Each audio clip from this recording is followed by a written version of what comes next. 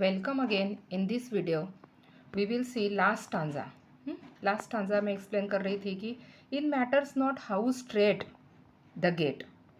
Gate मैंने आपको बोला कि पोएट उसके लास्ट स्टेज में है लाइफ के, तो he can imagine that after my death I will be in heaven and there is a gate, entry gate there. So there is a scroll. Scroll means जितना भी हमारे life में मैंने ये किया है, बैड थिंग्स किया है, उसका अकाउंट वहाँ पे रहेगा गेट पे, और उसी के ऊपर मुझे पनिशमेंट मिलने वाली है. Bad things how charge with punishment the school. कितना भी है वहाँ पे रोल ऑफ पेपर, जैसे हैंड वॉश करने के लिए रोल होता है ना, वैसे कितना भी है वहाँ पे पड़ा हुआ है, लेकिन फिर भी I am the master of my fate. See, fate means luck, क्योंकि मैं मेरे I am the master. Master हूँ मैं किसका? मेरे फेट का, मीन्स लक का. And I am the captain of my soul. I will never give up. I can get the punishment, क्योंकि मैं मेरे सोल का मास्टर हूँ और मेरे फेट का भी मास्टर हूँ, क्योंकि I can control on my all body. यानी मेरे बॉडी के ऊपर मेरा खुद का कंट्रोल है. इससे पोएट बोलता है कि whenever he encounters such problems and troubles or such circumstances in life or whatever life throw at him, he knows that he is the captain of his soul. उसको पता है कि मैं खुद मेरे सोल का जो आत्मा है उसका मैं कैप्टन हूँ. I can handle it and he can manage of his life own life. और मेरे खुद के लाइफ में जितने प्रॉब्लम्स हैं वो मैं खुद सॉल्व करता हूँ, just like the captain of a ship. जैसे शिप का कैप्टन कैसे, जहाँ पे शिप लेके जाना है वो उसके हाथ में होता है, उसके हैंड में होता है कि कैसे शिप किधर लेके जाना है. तो वैसे ही मेरे जीवन को कहाँ पे लेके जाना है और क्या करना है, that I will decide, my soul will decide. He feels that his life is a big ship. वो उसके खुद को लाइफ को शिप से कंपेयर करता है. Selling through the waves of different circumstances and trouble. कि उसकी लाइफ जैसे शिप चलाते समय वहाँ पे स्टॉर्म का प्रॉब्लम आता है, वैसे पोएट के भी लाइफ में जब वो लाइफ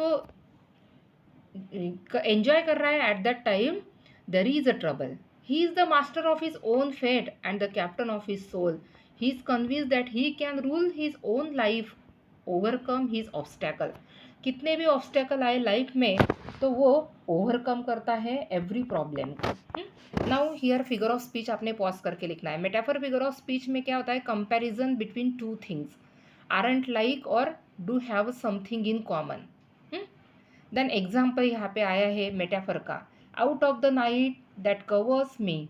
यहाँ पे नाइट का कंपेयर किया है डिफ़िकल्टी से. कंपैरिजन होता है डायरेक्ट मेटाफर में. सिमिली में लाइक और एज होता है. I am the master of my fate, I am the captain of my soul. Pause करके लिखना है ये.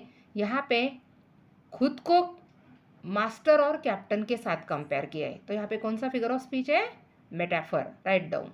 Then personification, inanimate objects have given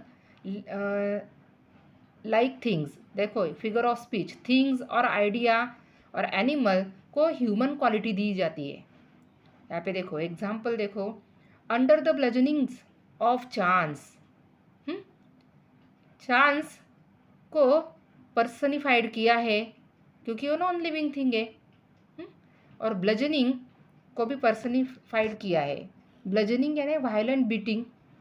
then alliteration figure of, इसमें रिपीटेशन होता है, सेम कंसोनेंट साउंड रिपीट करते हैं at the beginning of the every word. यहाँ पे देखो example, black as the pit from pole to pole. यहाँ पे P sound is repeated, consonant sound. For poetic effect लिख सकते हैं आप उसके आगे. P P letter is repeated there. Then my head is bloody but unbowed. यहाँ पे B B sound, consonant sound is repeated for poetic effect. तो यहाँ पे एलिट्रेशन है. Then finds and shall find me unfair. F sound F is repeated for poetic effect. So alliteration, personification, metaphor, figure of speech I told you. Then simile में as या फिर like होता है, comparison होता है, two different things लेकिन in interesting way. Example देखो, black as the pit from pole to pole. यहाँ पे कंपैरिजन है डार्क नाइट का डीप ब्लैक पिट के साथ, पोल के साथ। देन ये मीनिंग जो है वो बुक में लिख रहा है, मैं फ़ोटो से भी आपको भेजने वाली हूँ। Understood? I hope you understood this poem. नहीं समझ में आई होगी तो मुझे पूछना है और कंप्लीट करना है वर्क।